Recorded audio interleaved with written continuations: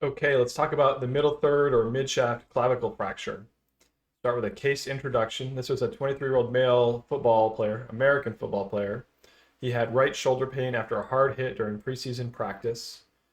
On the sideline, he was noted to have point tenderness and a gross deformity of the mid-shaft of his clavicle, and his neurological exam was normal.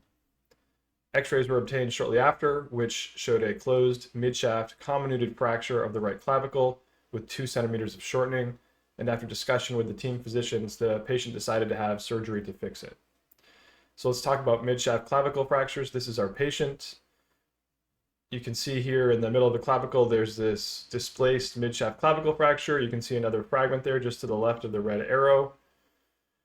You can also see the surgical history here in his right shoulder as well.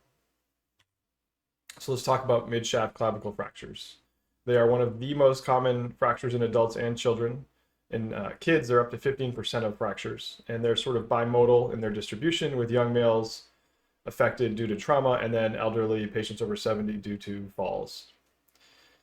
The midshaft represents the vast majority, like about 70%, with the lateral third being about a quarter, and then the medial third is pretty rare at only 3%. Oops.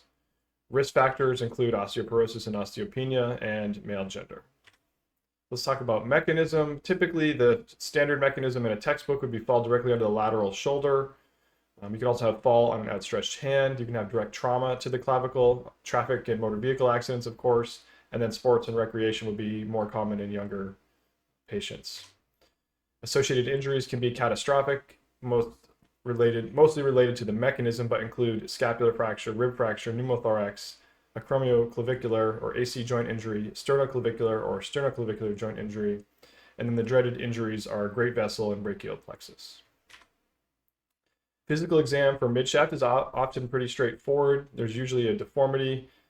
It's usually tender. There's pain, swelling, and bruising. The arm is held in sort of a neutral, internally rotated position because motion is painful. And the most important thing about the physical exam in patients with a suspected or known clavicle fracture is to do a thorough neurovascular exam to rule out any evidence of neurovascular compromise, which would require a much bigger workup than just x-rays of the clavicle. Imaging, radiographs are sufficient for midshaft and for lateral third, not for the medial. If you think they have a medial clavicle fracture and you're underwhelmed or not sure on x-rays, you need to get a CT or perhaps ultrasound.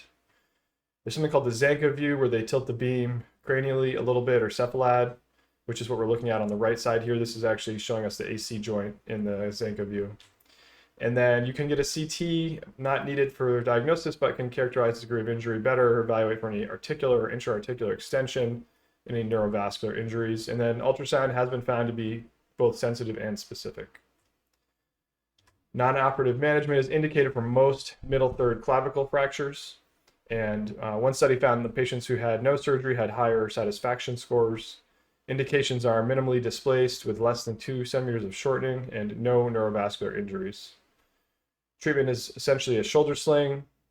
Figure of 8 splints are no longer used. And then early range of motion and physical therapy, typically under supervision of a physical therapist or physician. Operative management indications would include occupation. For example, an elite athlete like our patient may choose to have surgery. And then some other indications include 2 centimeters of shortening, skin tenting, which would suggest an impending open fracture, an actual open fracture, neurovascular injuries, polytrauma, and floating shoulder, which is where there's some type of scapular dissociation along with the clavicle, essentially means that the glenohumeral joint is no longer articulating with the torso. Pediatric considerations are basically similar. There's not much controversy here. The bones in kids heal quickly and they remodel well, so they do well with non-operative management.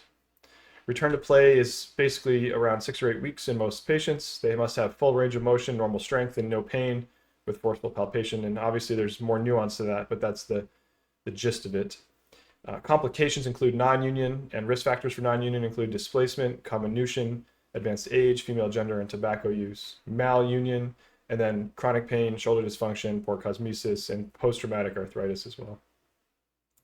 So our patient had surgery. He had a plate osteosynthesis, which is the big white fragment along the clavicle there. You can see realigning the bone, generally speaking. And then they did a screw fixation for this little tiny fragment to anchor that in place, which is the little screw you see in the middle. On week 1, he was doing well with pendulum range of motion, bicep curls, tricep extensions, and a stationary bike. On week 2, he was switched over to an elliptical to start using his upper extremities, improving his shoulder extension and adduction. On week 3, he switched over to jogging. He started doing dynamic rehab, such as dribbling a ball and doing team conditioning. He was getting a lot of complementary therapy, such as cryotherapy, thermotherapy, and manual therapy. On week 4, he progressed to push-ups, dynamic stabilization, and advanced scapular exercises. Week 5, he was almost normal, full range of motion, full strength. And on week 6, he had a CT to evaluate bone healing, which was adequate. They placed a clavicle pad on him and allowed him to return to full competition without restriction, and he did very well.